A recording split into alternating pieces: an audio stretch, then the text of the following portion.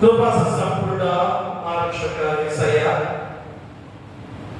మీ పాదాల దగ్గరని స్తుతులు స్తోత్రాలు తండ్రి. మహోన్నతుల మా యొక్క గొప్ప సమయముగా ఈ పరిశుద్ధ మండకాల ధ్యానాలలో 40 రోజుల శివసమ ధ్యానాలుగా 31 రోజుల్లోకి నడిపిస్తున్నందుకు మీకే వేలాది స్తుతులు స్తోత్రాలు. మరి గడిచిన దినం నుంచి ఈ దినం వరకు మమ్మల్ని కాచి కాపాడి మీ దగ్గర నిండు భద్రపరిచినందుకు కూడా మీకే వేలాది స్తుతులు స్తోత్రాలు. మరి గొప్ప సమయముగా అయా ఈ యొక్క 31 రోజులు మీరు పడిన శిలువ శ్రమ మరణ వేదనను గుర్తు చేసుకొని మా జీవితాలు మార్చుకునే గొప్ప సమయము. అయా మేము మారు మనసు పొందుకోవడానికి, పశ్చాత్తాపడడానికి, అయా మీ మార్గంలో నడవడానికి మరి ఎంత గొప్ప సమయంలో ఆయన వల్ల మాకు అనుగ్రహ చేస్తున్నారు. ఎందుకనగా ఇదిగో తండ్రి, మరి గొప్ప సమయము మా కొరకు మీరు ప్రాణాన్ని త్యాగముగా అర్పించి మమ్మల్ని రక్షించిన దేవాది దేవుడు తండ్రి. ఇంకంతకన్నా విలువ మా గురించినైనా మా కొరకు తండ్రి అయ్యా మీరు పడిన శిలువ శ్రమ మరణ వేదనను గుర్తు చేసుకొని మరి ఎప్పుడైనా మా జీవితాలను మార్చుకోవడానికి అయ్యా మీరు తండ్రి మాకు అనుగ్రహ చేసిన కృపను బట్టి మీకే వేలాది స్తుతులు స్తోత్రాలు. కాబట్టి గొప్ప అవకాశాన్ని ప్రతి ఒక్కరు కూడా సద్వినియోగం చేసుకునే గొప్ప విధానంలో అయ్యా 40 రోజులు కూడా ఒక్క రోజు మానుకోకుండా 40 రోజులు మీ పాసతికి రావాలి అని అయ్యా దీక్ష, అది గొప్ప దీక్ష తండ్రి. కాబట్టి ఈరోజు కూడా ఎవరు అశ్రద్ధ నిర్లక్ష్యం చేయకుండా ప్రతి మోకాలు మీ పాసతిలో మోకరిల్లి మీ నామానికి మహిమ ఘనత ప్రభావాలు కలిగించే విధంగా ప్రతి ఒక్కరిని నడిపించమని అయ్యా గంటలో మీరే తోడుగా నడిపించమని నీ కుమారుడు మా ప్రభువైన యేసుక్రీస్తు ద్వారా వేడుకొంచున్నాము తండ్రి. ఆమేన్.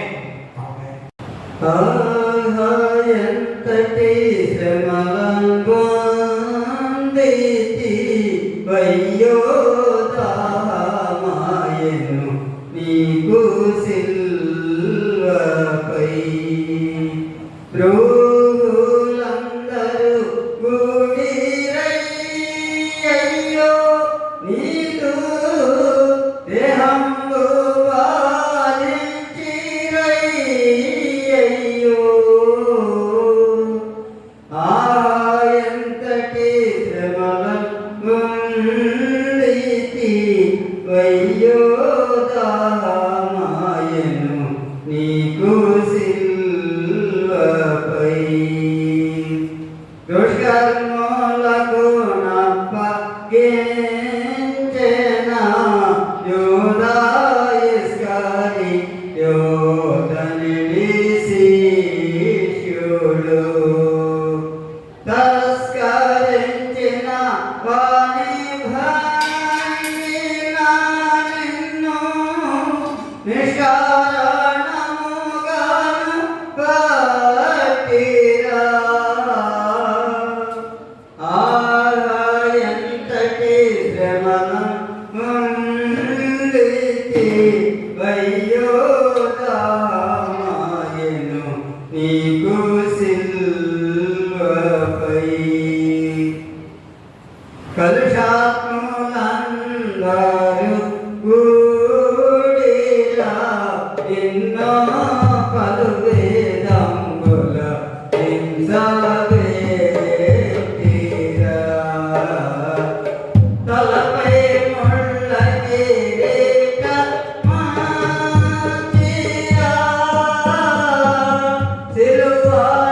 సిలువనితోనే మోయించిరా.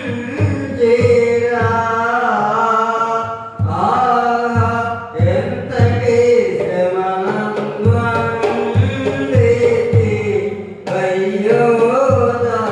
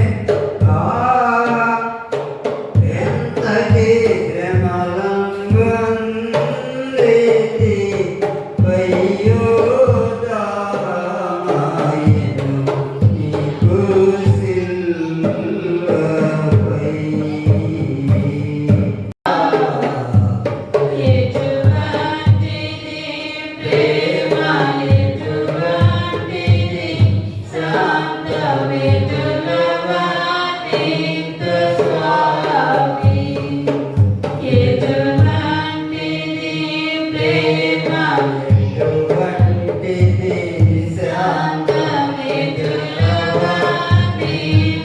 స్వామి ఏ పాపమెరుగని యోపాలనామూర్తి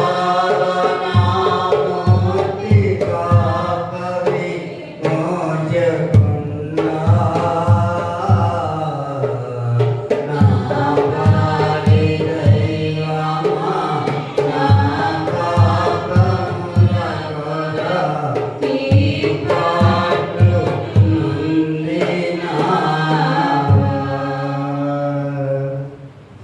తండ్రి యొక్కయు కుమారుని యొక్కయు పరిశుద్ధాత్మ యొక్కయు నామమున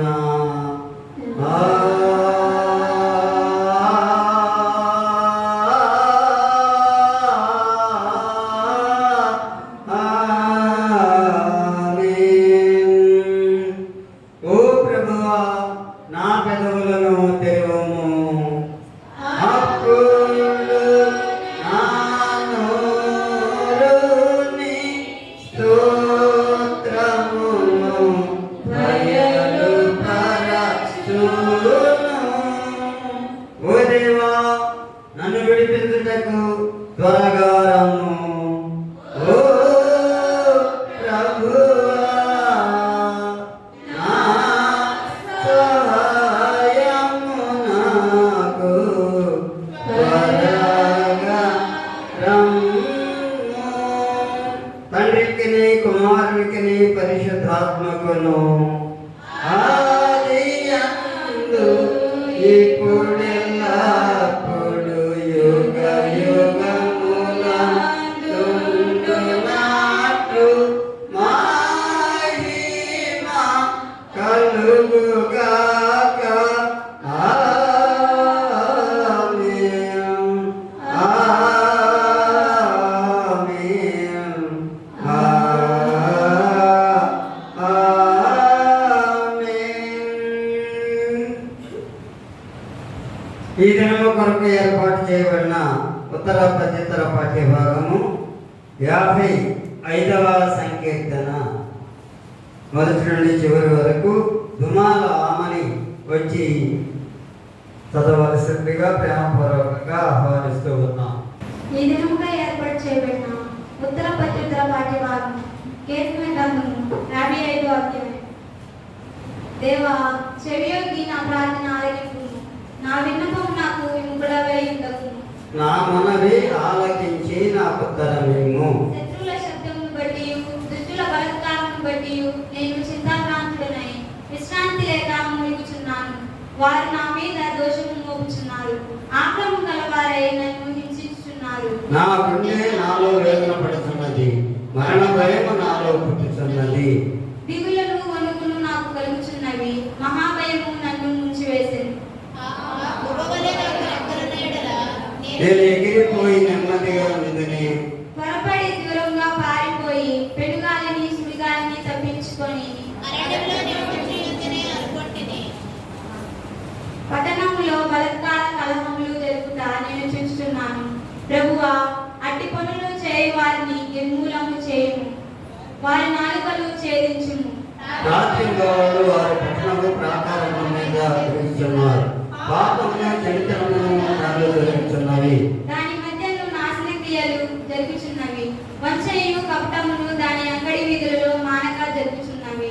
నన్ను దూషించు వారి శత్రువు కాడు, శత్రువైన నేను దాన్ని నాశించును. నా మీద మిటిపడేవాడు ఆయన పగబెట్టిన వాడు కాడు, గట్టి వాడైతే నేను దాగి ఉండవచ్చును. ఈ పని చేసిన నీవు నా సహకారివి, నా చెలికాడవు, నా పరిచయుడవు. మనము కూడి మధురమైన కోర్చి చేసి ఉన్నవారము, ఉత్సవముకు సమూహంతో పోయి ఉన్నవారు.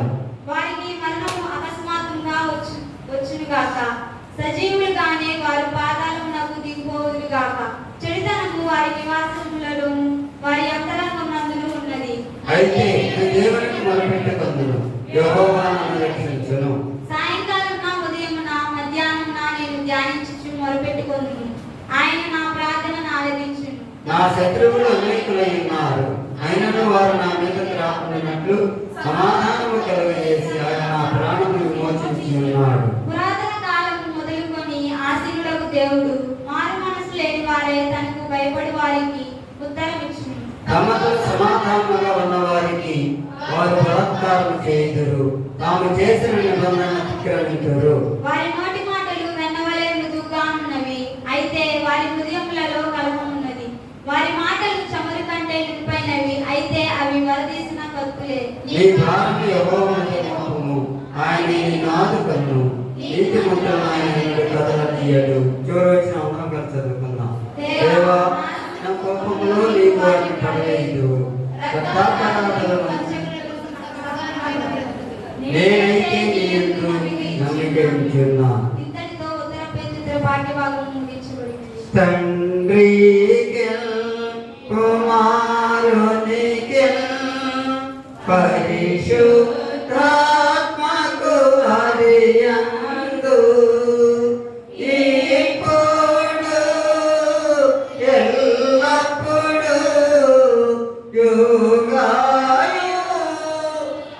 యుగాయుగములందు ఉండు నాట్లు మహిమా కలుగును గాక.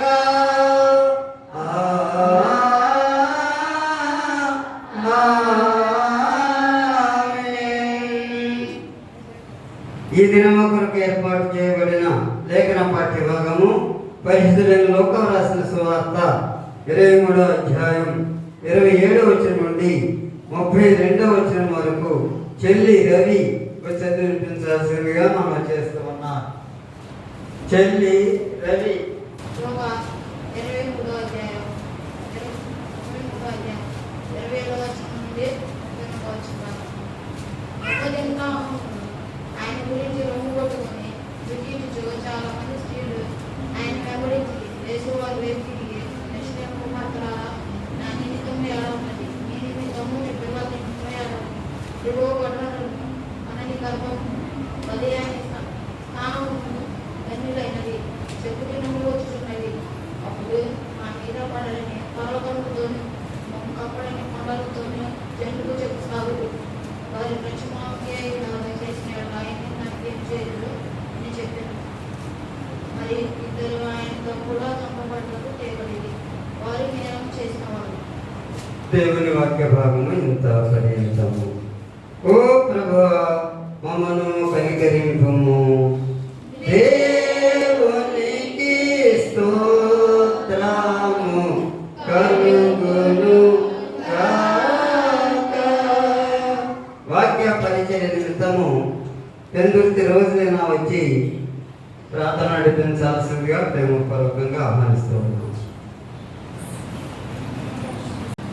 గడిచిన కాలం అంతా దేవుడు తన కాపుదలలో భద్రపరిచి సజీవ లెక్కలో ఉంచి మన జీవితానికి సంబంధించిన అన్ని ఆశీర్వాదములను అనుగ్రహించి నడిపించుతున్నందుకు మనమందరము మొదటిగా దేవునికి కృతజ్ఞతాస్తుతులు చెల్లింప బద్దులమయ్యున్నాం.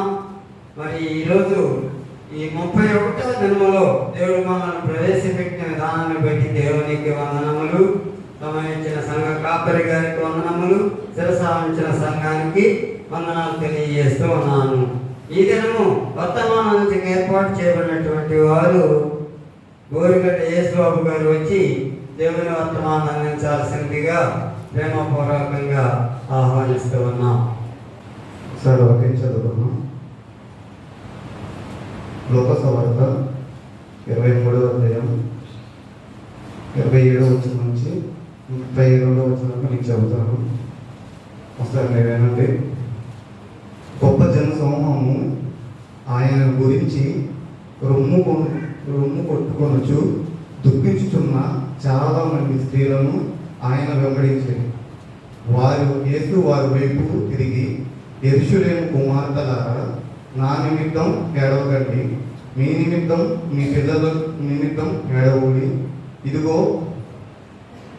గొడ్రాలను కలని గర్భములను పాలేని స్థలములను ధన్యములై ఉన్నవని చెప్పు దినములు వచ్చుచున్నవి. అప్పుడు మా మీద పడుడని పర్వతంతోనూ మమ్మల్ని కప్పుడని కొండలతోనూ జనసమూహము జనులు చెప్పు సాగుదురు. వారు ప్రచుమానికి ఎలాగ చేసిన ఎడల ఎన్నిన దానికి ఏమి చేయుదురో అని చెప్పును. సారీ, వాక్యం చూసుకుంటే ఇక్కడ ఎందుకు ఏడుస్తున్నారు, నేను 3 అంశాలుగా చెప్తాను. ఎందుకు ఏడుస్తున్నారు, ఎవరి గురించి యేసు ప్రభు చెప్తున్నారు, ఈ కనాని గర్భములు ఎందుకు ధన్యులైన నేను చెప్తున్నాను. సరే, ఈ మాటలు మనకు తెలియాలంటే గ్రీకు తత్వజ్ఞానం ఎరిగిన పౌరుడు డాక్టర్ లూకా గారు తన వైద్యుని పక్కన పెట్టి యేసు ప్రభు యొక్క తిరుగుతూ రాసిన మాటలు ఇవి. ఆయన రాసిన విధానం ఎంత వివరంగా ఉంటుందంటే అంత వివరంగా ఉంటుంది. జరిగిన ఒక సంఘ చరిత్రతో ముడిపడిన సంగతిని డాక్టర్ లూకా గారు రాస్తున్నారు.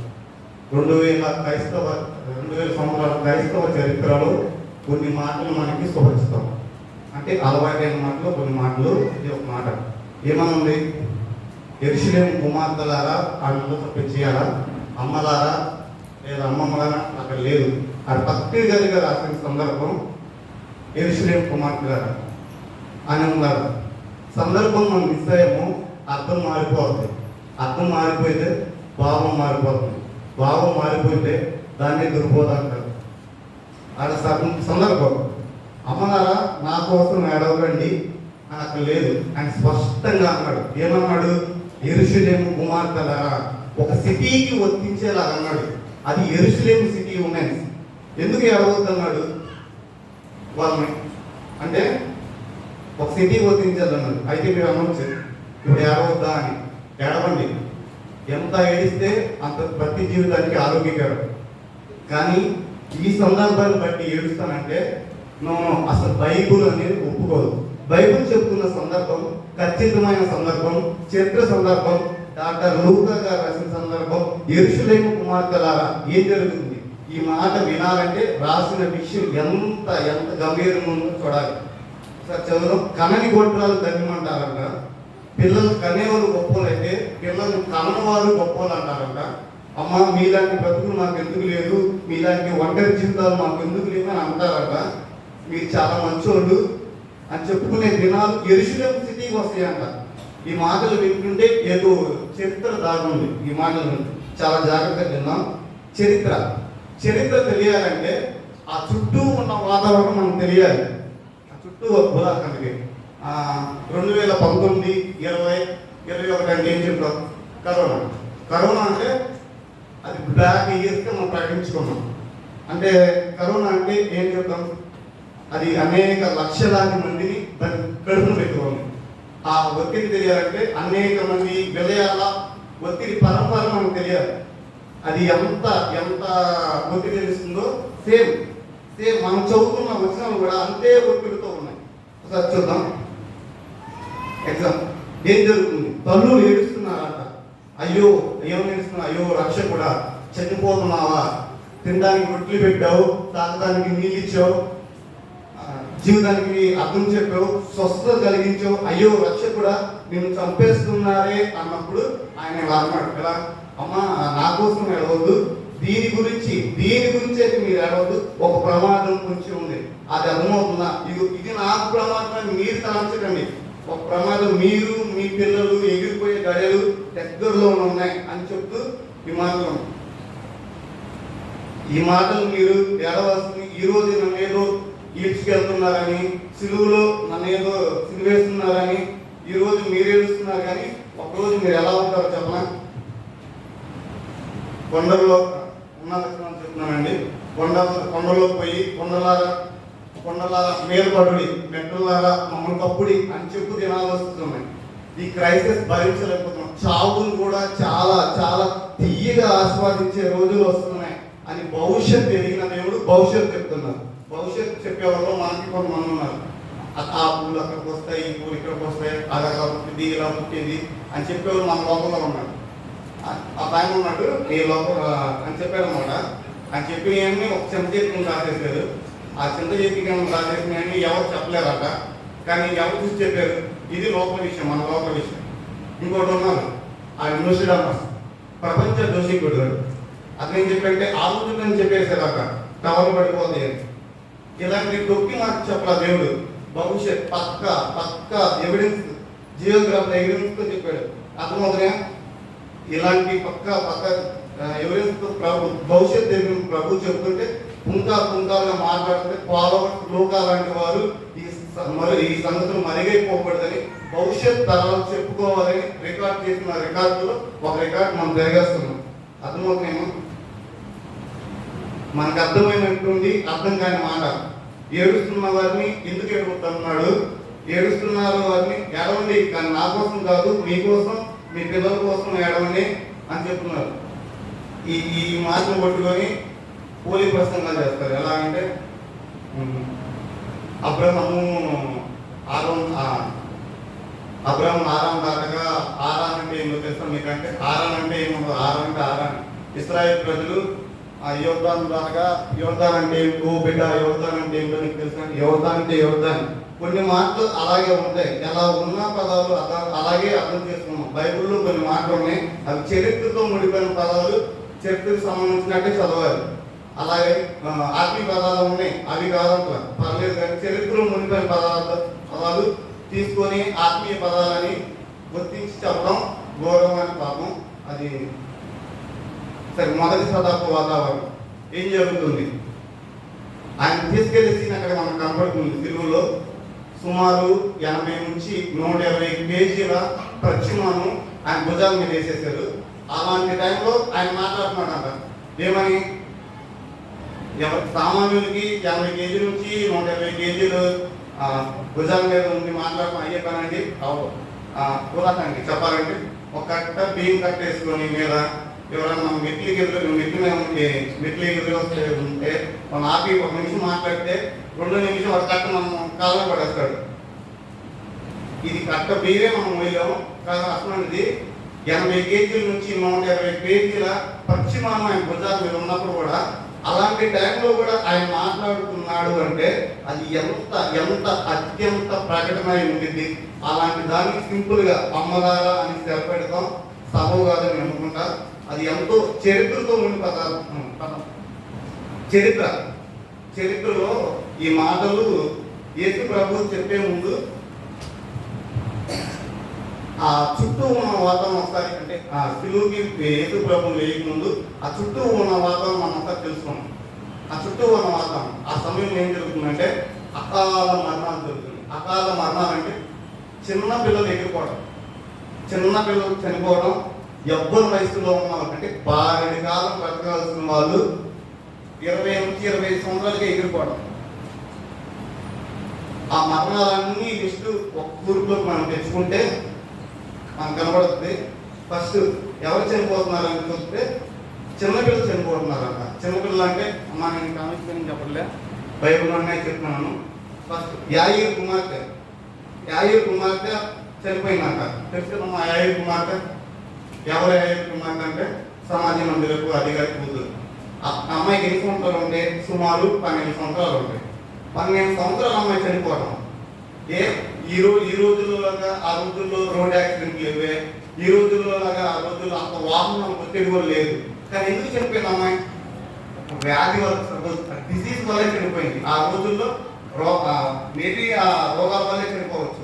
యవనస్తుని చూసుకుంటే లాగే చనిపోయాడంట. ప్రభు అయిన యేసు ప్రభు వారు వారికి ఎంతో సన్నిహితులు. అసలు అబ్బాయి చనిపోయాడంట. ఈ రోజుల్లో లాగా ఆ రోజు అబ్బాయి రోడ్డు ప్రమాదాలు లేవే, లేదా అబ్బాయికి చెడు అలవాటు కూడా ఏం లేదు. త్రాగి చనిపోలేదే, లేదా శుభవ్యాధికి అలవాటు అబ్బాయి చనిపోలేదే, లేదా ఈ రోజుల్లో లాగా బైక్ బాగా స్పీడ్ పోయి అబ్బాయి చనిపోవాలి. అబ్బాయి ఎలా చనిపోయాడు? లాజరు అనే వ్యక్తి మేబీ ఒక డిసీజ్ వల్లే చనిపోయి ఉండాలి. చిన్నపిల్లలు చనిపోతున్నారు, యవనస్తులు చనిపోతున్నారు. ఒక గుంపు అలా పడిపోయి చనిపోయారంట. ఎక్కడ చూస్తే గోపురం మీద పడి చనిపోతారు, కట్టడాల మీద పడి చనిపోయి ఉన్నారు, గోపురం మీద పడి చనిపోయి ఉన్నారు. ఇంకెవరు ఉన్నారు చనిపోయి?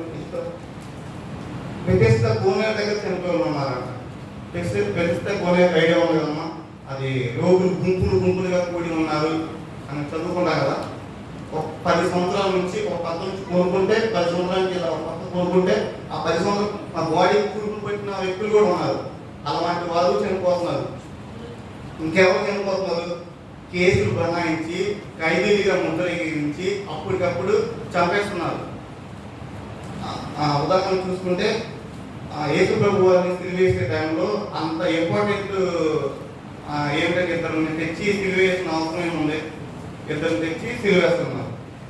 ఇంకా రోమ్ పోలీసింగ్ అంటే ఒక క్రికెట్ స్టేడియం లాగా ఉంది, దాంట్లో మనుషులు పెట్టి ముఖాల చేత చంపుకుంటే దాని టికెట్లు పెట్టి అమ్మి ఆస్వాదించే రోజులు ఉన్నాయి అన్నమాట. అలాగే చంపుతున్నారు. ఇంకెలా చంపుతున్నారు? రోమ్ మీద యూనిఫామ్స్ పెట్టి చంపుతున్నారంట. ఎలాగంటే యూదుల్లోని యూనిఫామ్లుగా పెట్టి వాళ్ళని ఖైదీ వాళ్ళు ఇలాగ మేము ప్రేరేపిస్తున్నారు, మతాలు లేపుతున్నారు, వాళ్ళతోనే పట్టిస్తున్నారు అన్నమాట. ఉదాహరణ ఇస్త్రీయుల యోగ యేసు ప్రభు వారిని అప్పగించే విధానంలో మనం చూడవచ్చు. ఇలాగా కొందరేమో ఆకలితో చచ్చిపోతున్నారు, మరికొందరేమో అనారోగ్యంతో చనిపోతున్నారు, మరికొందరు కట్టడాలు మీద పడి చనిపోతున్నారు, మరికొందరు వారినే అప్పగించి చనిపోతున్నారు.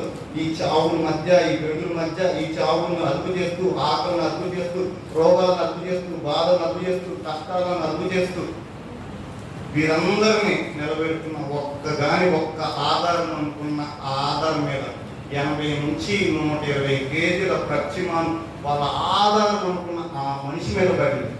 అందుకు ఏడుస్తున్నారు గల్లని. అర్థమవుతుంది ఎందుకు ఏడుస్తున్నారు వాళ్ళందరూ? చరిత్ర ఎప్పుడైతే ఆ వాతావరణంలో చిన్నపిల్లలు చనిపోతే ఆ చిన్నపిల్లల్ని 5 కుమార్తెలు బతికించారు, యవనస్తులు చనిపోతే యవనస్తులను బతికించారు, కానాను విందులో ఇబ్బంది జరిగితే ఆ కానాను విందులో లేమిలో ఉన్న వారికి ఆదరించాడు, ఆ కానాను విందుని అందంగా మార్చాడు. ఒక తల్లి యవనస్తులు చనిపోతే పాడలు ముట్టి ఆ తల్లి ఒంటరైందని ఆ పాటలు ముట్టి ఆ ఒంటరైన ఆ తల్లికి అమ్మ నీ కుంకుడుకొని ఆ కొడుకుని ఇచ్చాడు. చనిపోయిన వారిని బతికిస్తున్నాడు. గోపురం పడిన వారి మీద చూసి మీరు పాపలే వాళ్ళని ఓదార్చి వాళ్ళనే నిలబెడుతున్నాడు. అన్ని యాంగిల్స్లో ఆయన చూసుకుంటే అన్ని యాంగిల్స్లో ఆయన నిజంగానే ఆయనకు వాణి పదం ఆధారకర్త. ఆయన నిజంగానే ఆదరించాడు. ఆయనకు వాణి పదం ఆధారకర్త, పరిశుద్ధ దేవుడికి ఉన్న ఆధారకర్త అనే పేరు ఏంటి ఉంది. ఆయన నిజంగానే ఆదరించాడు. ఇప్పుడు ఈ ఆధారం ఆయన ఫీల్ అవుతున్నారు కదా, ఆ ఆధారం మీద రావణిడిపోయింది. అందుకు ఏడుస్తున్నారు వాళ్ళు. తీసుకువెళ్తున్న సీన్ అక్కడ మనకు కనబడుతుంది. గబ్బులు పెడుతున్నారు, అయ్యో ఇలా జరుగుతుందని ఏడుస్తున్నారు. అలాంటి టైంలో యేసు ప్రభు వారు అంటున్నారు, దీనికే ఏడుస్తున్నారే, అకాల మరణంలోనే నన్ను చంపేస్తున్నారు, మీరు బాధపడుతున్నారు. భూమి అలా అలా కంపించిపోయే ఒత్తిడి మీకు రాబోతుందమ్మా, దాని గురించి ఏమండి అని యేసు ప్రభు వారు చెప్తూ, యేసు ప్రభు వారు ఎందుకు ఏడబోతున్నాడంటే, ఏడుపు ఎందుకు వద్దన్నాడంటే, అసలు ఏడుపు ఒకటి ఉందమ్మా, అది యెరూషలేములోనే ఉంది, అది యెరూషలేము మీదకే రాబోతుంది, అది మిమ్మల్ని తినేస్తుంది అని యెరూషలేము వారికి చెప్తూ, అది అచ్చం క్రీస్తు 70లో టైటస్ అనే వ్యక్తి పెట్టిన పెద్ద ఘోరగలి, వాడు చేసిన ఘోరగలి తెలుసా? యెరూషలేము మీదకే దండయాత్ర. వాడు కవాతులతో, రౌతులతో, కత్తులతో, గుర్రాలతో యెరూషలేము మీదకి యుద్ధానికి వచ్చాడు. యెరూషలేము అంటే యెరూషలేము ఒక చరిత్ర ఉంది. యెరూషలేము దావీదు సంపాదించుకున్న ఒక దైవికమైన ఆస్తి. ఆ దైవికమైన ఆస్తిని వాళ్ళు బంగారులా కాపాడుకుంటున్నారు. ఆ యెరూషలేములో ఎవరు ఉంటారంటే యూదులను, ఇశ్రాయేలు ఉంటారు. అప్పుడు దాకా కొనసాగుతున్న ఆ ప్రభుత్వం ఏదో మెల్లగా కొనసాగుతుంది. అలాంటి ప్రభుత్వంలోకి టైటస్ అనేవాడు యుద్ధానికి వచ్చాడు. వచ్చి ఆ పట్టణం ఈ పనికి మాలిన వారిని అంటే యెరూషలేము జనాన్ని పనికి మాలిన వారు వాళ్ళ పట్టణాన్ని వీరి పట్టణంగా ఊహించుకొని ఆ పట్టణాన్ని వాడు స్వాధీనం చేసుకోవడానికి ఆ పట్టణానికి అగ్గి పెట్టించాడు అన్నమాట. అంటే నిప్పు పెట్టేశాడు. ఆ నిప్పు పెట్టేసి ఇది అచ్చం ఎప్పుడు జరుగుతుందంటే క్రీస్తు శకం 70లో జరుగుతుంది. అప్పటికి యేసు ప్రభు వారికి సిలువేసి యేసు ప్రభు వారికి 33 సంవత్సరాలు కదమ్మా. అంటే ఇంచుమించు ఇది ఆ 70 నుంచి ఎంత వస్తే 34 సంవత్సరాల ముందే యేసు ప్రభు వారు జరగబోయే భవిష్యత్తుని చెప్తున్నారు అన్నమాట. అది ఇదిగో అప్పుడు అంటారమ్మా మీరు, ఇదిగో కనని గొడ్రాలు గొప్పది. ఎందుకు కనని గొడ్రాలు గొప్పది? ఆ అగ్ని తాగిడికి ఆ మనుషులు ఏం చేస్తారు? ఆ మనుషులు ఏం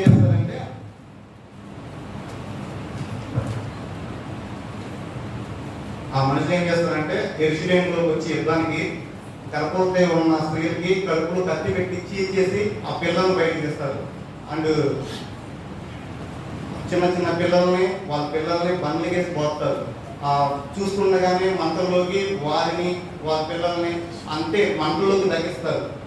అలాంటి చేసిన ఘోరగాలు చేశారు అన్నమాట. అయ్యో నా బిడ్డ అంటే వాళ్ళు ఆ టైంలో అనుకుంటారు, అయ్యో నా బిడ్డలు నా కళ్ళ ముందు చనిపోయే కన్నా నేను గొడ్రాలుగా ఉంటేనే బాగుండు అని చెబుతున్న సందర్భం అన్నమాట. నాకు బాగుండు అని అనుకుంటారంట. ఈ విపత్తు జరుగుతుంది, ప్రమాదం జరిగిపోతుంది. టైటస్ అనేవాడు జరిగించే ఘోరమైన గది దైవం ముందే గ్రహించి యెరూషలేము కుమార్తెలకు చెప్తుంది, అందరి కన్నా ఎక్కువ ఉదయం వేతనం మీకే తల్లి, మీకే.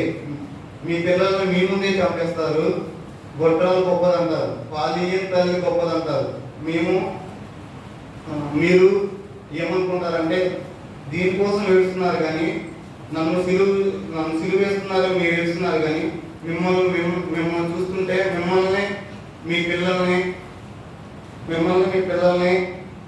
తీసుకెళ్ళి అగ్నిలో వేస్తారమ్మా. ఆ రోజులు రాబోతున్నాయి. అందుకు అంత ఇంపార్టెంట్గా పర్టికులర్గా ఉన్నాడు. యెరూషలేము కుమార్తెలారా నా కోసం ఏడవద్దు అనే పదానికి అర్థం అది. యెరూషలేము కుమార్తెలారా ఆ రోజు ఏమనుకుంటారంటే కొండలోకి పోయి ఈ అవమానం తట్టుకోలేక కొండలోకి పోయి కొండలారా మమ్మల్ని కప్పుడి, మెట్లలారా మమ్మల్ని కప్పుడి అని అంటారమ్మా.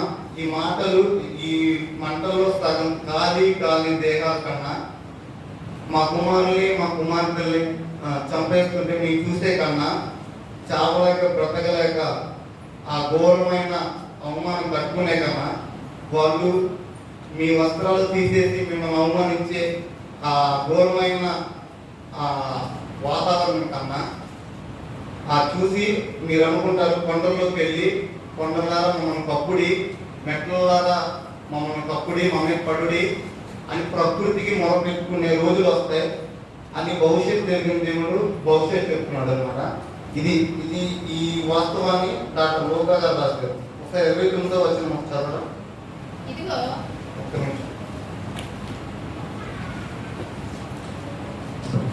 ఇదిగో గొడ్రాలను కనని గర్భములను పాలియని స్థలములను ధన్యములైనని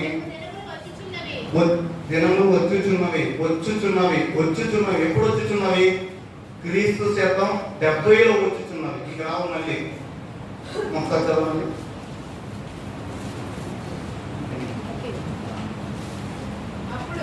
అప్పుడు మా మీద పడిన పర్వతములతోనూ మమ్మల్ని కప్పుడని కొండలతోనూ జనులు చెప్పసాగు. ఒక్క నిమిషం.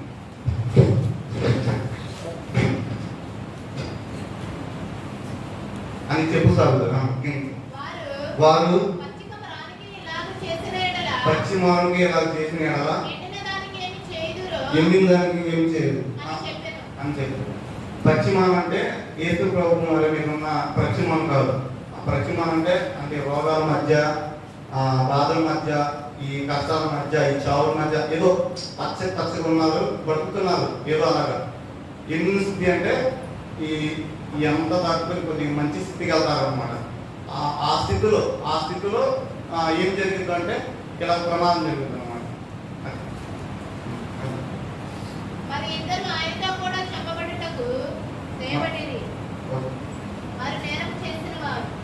మరి పక్కన చదవాలి.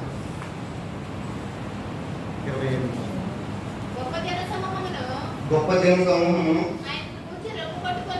ఆయన గురించి రొమ్ము కొట్టుకొని దుఃఖించుతున్న చాలా మంది స్త్రీలను ఆయన వెంబడించి అంటే ఆయన చాలా మంది స్త్రీలను వెంబడించారంట ఆయన. యేసు వారి వైపు తిరిగి యెరూషలేము కుమార్తెలు అంటే యెరూషలేము స్త్రీలకు మాత్రమే చెప్తున్న సందర్భం అది. నా నిమిత్తం ఏడవద్దు, మీ నిమిత్తము మీ పిల్లల నిమిత్తం ఏడవడి. ఇదిగో గొడ్రాలను కనని గర్భములను పాలిన స్థలములను ధన్యములైన చెప్పు దినములు వస్తున్నాము. అది సందర్భం, అది కాన్సెప్ట్ అన్నమాట.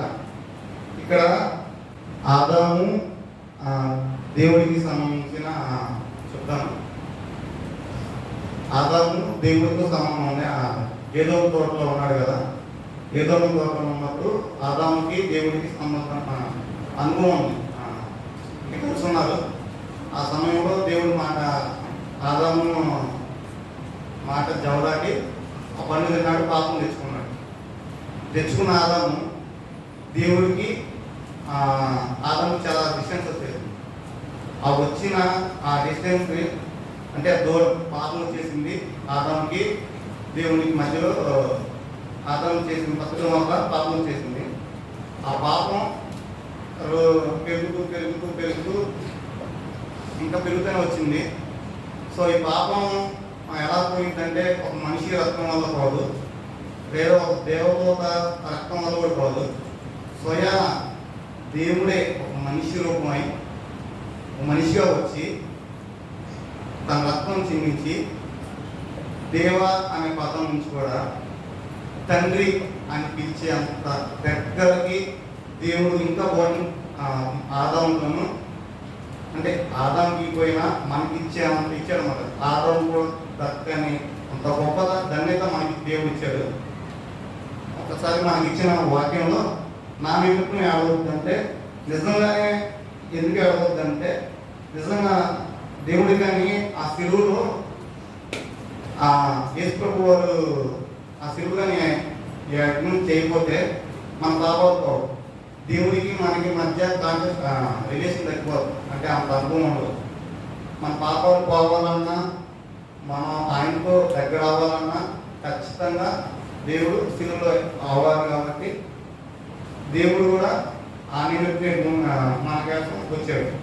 మీకోసం మీ పిల్లల కోసం ఏడవాలంటే అసలు ఏడవద్దని కాదు, ఏడవాలి.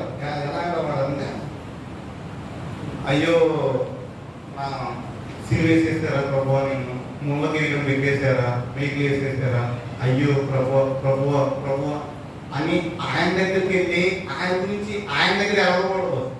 ఆ ప్రభు ఆయన నుంచి ఆయన దగ్గర ఆయన ఎక్కువ ఫీల్ అవ్వదు. ఆయన దగ్గరికి వెళ్ళి మేము ఎలా ఏడవాలంటే ఈ మీకు వేసింది నా కోసమే కదా, ఈ సిలువ మీకు చేసిన తప్పిదమ్మలే కదా, నా చేతితో చేసిన తప్పిదమ్మలే కదా, నాకు మీకు చేసి అనేది నా కాలు నాకు బాగలేదు కదా, అందుకగా నా నడపవాలి మీకు వేసేసారు. అలాగే మీకోసం మీ పిల్లల కోసం ఏమంటే నేను ఎట్లా అంట, అయ్యా నా పిల్లలు బాగలేదు, నా పిల్లలు మార్చయ్యా, మీ రాజ్యం తీసుకో అనేడు. అలాగే అర్థవంతంగా వేస్తే బాగుంటుంది. ఈ చిన్న వాక్యాన్ని దేవుని దీవించి ఆ మీటింగ్లో నడిపిస్తున్నారు.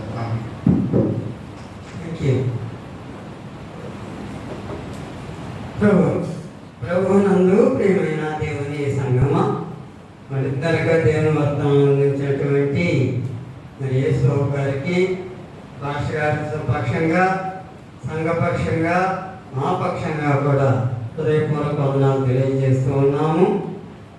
చాలా చక్కని వర్తమానం. అమ్మలారా నా కోసం ఏడవకండి, మీ కోసం మీ పిల్లల కోసం ఏడవండి అనేటువంటి దాని గురించి చక్కగా మరి వివరించిన విధానాన్ని బట్టి మరి యేసుబాబుకి మరి ఒక్కసారి భాష పక్షంగా మా పక్షంగా వందనాలు తెలియజేస్తూ ఉన్నాను. నీకు నా నిష్టము మరియు దైవబలులు విరిగిన ఆత్మయే యెహోవా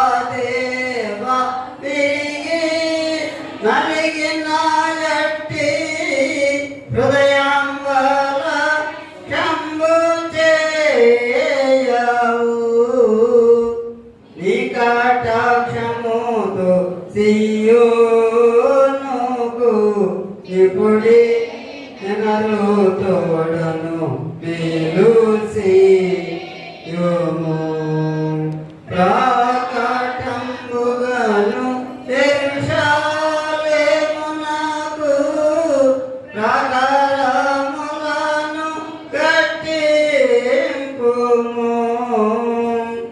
అంతటా నీతి యుక్తాంగులౌ బలులు యాగములు సర్వాంగ హోమము ఎంతో ఇష్టంగా బలిపీఠము మీద ఎన్నో కోడెల జనులర్పింతురు దహన బలి నీకు నా నిష్టము మరియు దైవ బలులు విరిగిన ఆత్మయే. ప్రార్థన. సర్వశక్తి మిగుల కనికరము గల దేవా మా పరలోకపు తండ్రి, గడిచిన 2 కాలం అంతా మీ కాపుదలలో భద్రపరిచి సజీవ లెక్కలో ఉంచి మా జీవితములకు సంబంధించిన అన్ని ఆశీర్వాదాలు అనుగ్రహించి నడిపించుతున్నందుకు మీకు వందనములు, స్తుతులు, స్తోత్రములు చెల్లించుతున్నాము. మా ప్రభువా, మా దేవా, ఈ 31వ రోజు వరకు మా ప్రభువా ఈ 2 దినాలు దిగ్విజయముగా జరిగించిన ప్రభువా మీకే వందనములు, స్తుతులు, స్తోత్రములు చెల్లించుతున్నాము. ఈ దినం ఇవ్వబడిన వర్తమానాన్ని బట్టి మీకు వందనములు తండ్రి. అమ్మలారా, నా కోసం ఏడవకండి, మీకోసం మీ బిడ్డల కోసం ఏడవండి అని చదివేసిన ప్రభువా మీకు వందనములు, స్తుతులు, స్తోత్రములు తండ్రి. వర్తమానం అందించేటువంటి మరి నీ కుమారుడు యేసుబాబుని బట్టి మీకు వందనాలు చెల్లిస్తూ ఉన్నాం. మా ప్రభువా, మా దేవా, మరి ఇంకా ధైర్యంగా నీ వర్తమానం అందించుటకు బిడ్డలను లేవనెత్తి నడిపించి మీరే మహిమ పొందండి. మరి తల్లిదండ్రులను దీవించండి, కుటుంబాన్ని క్షేమకరముకు మీ ఆత్మవృషాన్ని ప్రమోదించి మీరే మహిమ పొందమని నేను వేడుకొనుచున్నాము. మా ప్రభువా, మా దేవా, మరి సమయంలో చోటవరం సంఘాన్ని బట్టి మీకు సన్నిధికి వస్తూ ఉన్నాం. మా ప్రభు సంఘంలో ప్రత్యేక కుటుంబాన్ని బట్టి మీకు వందనములు. కుటుంబంలో ఉన్న భార్యాభర్తలను, మరి బిడ్డలను, మరి పాడి పంటలను, మరి చేతి పనులను మీరు దీవించి ఆశీర్వదించండి. మా ప్రభువా మీకు వందనములు, స్తుతులు, స్తోత్రములు తండ్రి. మా ప్రభువా, మా దేవా, మేమేమైనామని కృప ఉన్నాం. మా ప్రభువా మీకు వందనములు. సంఘమున్న స్త్రీలను, పురుషులను, వృద్ధులను, విధవరాలను, దిక్కులేని వారిని, అనాథలను, అంగహీనులను, బాధ్యులను మీరు ఆదరించండి. చిన్న బిడ్డలను, చదువుకునే బిడ్డలను పరీక్షలు రాసి ముగించి మా ప్రభువా విజయం కొరకు ఎదురు చూస్తున్న బిడ్డలకు మంచి విజయాలను అనుగ్రహించి నడిపించి మీరే మహిమ పొందండి. టెక్నికల్ కోర్సులు సిద్ధపడుతున్న బిడ్డలకు పరీక్షలో జయాన్ని అనుగ్రహించండి. మా ప్రభువా యవనస్తులు తమ అర్థం దేని చేత శుద్ధి చేసుకుందరు. ఈ వాక్యమును బట్టి దాన్ని జాగ్రత్తగా చూసుకుంటే చేతనే కదా అని చెప్పి సెలవిచ్చిన ప్రభువా మీకు వందనములు తండ్రి.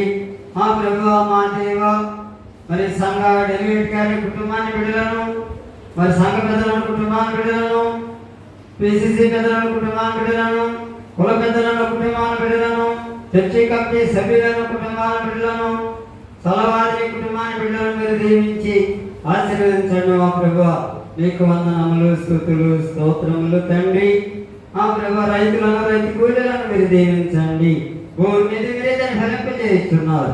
విత్తువానికి విత్తనమును, తినవానికి ఆహారమును దయచేసే దేవుడు మీరే ఉన్నారు. మా ప్రభువా మీకు వందనములు తండ్రి.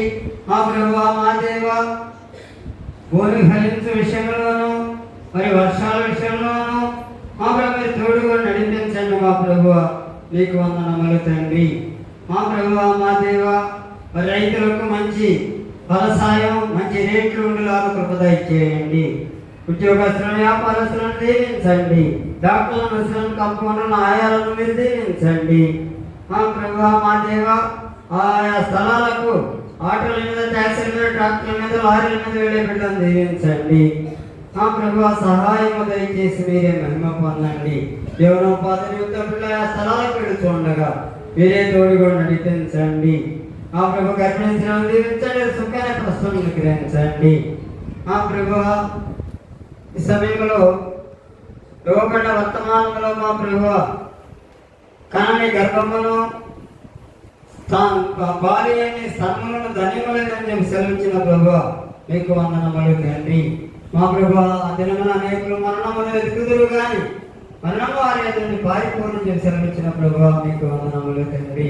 కాబట్టి మా ప్రభువా యెరూషలేము కుమార్తెలకు మీరు ఇచ్చిన హెచ్చరిక, నీవు లేచిరే మొదటి జామున నీవు కుమ్మరించేట్టు దేవుని సన్నిధిలో నీ హృదయాన్ని కుమ్మరించి నీ పసిబిడ్డల చుట్టూ నీ కుటుంబం చుట్టూ ప్రార్థన కంచి వేసుకోమని చెప్పి హెచ్చరిక చేసిన ప్రభువా మీకు వందనములు తండ్రి.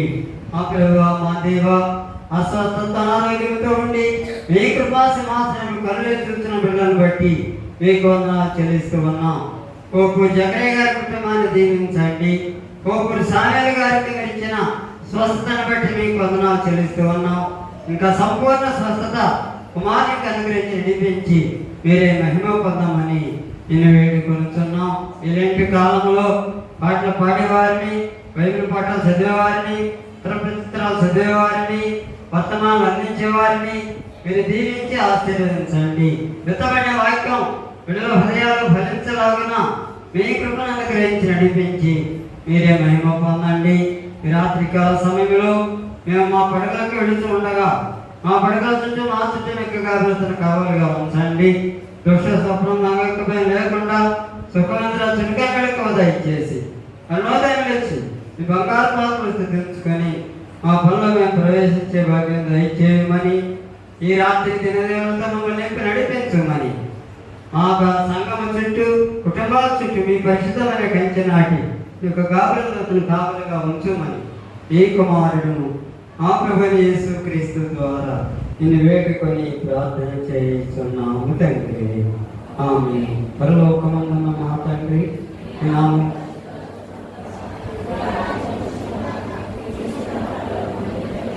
భూమి యందు నెరవేరునుగాక.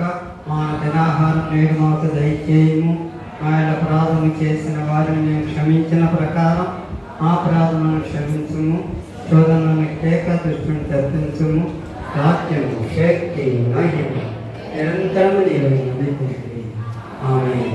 మన తండ్రి అయిన దేవుని యొక్క ప్రేమ, ప్రభువైన యేసుక్రీస్తు వారి యొక్క కృప, పరిశుద్ధాత్మ యొక్క అన్యోన్య సహవాసము సకల దీవెనలు ఇప్పుడు ఎల్లప్పుడూ మనందరికను సంఘమంతటికి సదాకాలము తోడి ఉండి ప్రభు నడిపించునుగాక. ఆమేన్. కట కట పాప సంకటముగా పుటకింత బాధనుందిన ఎటువంటిది ప్రేమ, ఎటువంటిది శాంత నికులవెంతు స్వామి, ఎటువంటిది ప్రేమ, ఎటువంటిది శాంత నికులవెంతు స్వామి. ఏ పాపమెరుగని యో పావన మూర్తి పాపవి మోచకుండా నా పాలిదై నా పాపముల కొర ఈ పాటలు ఉండినావా.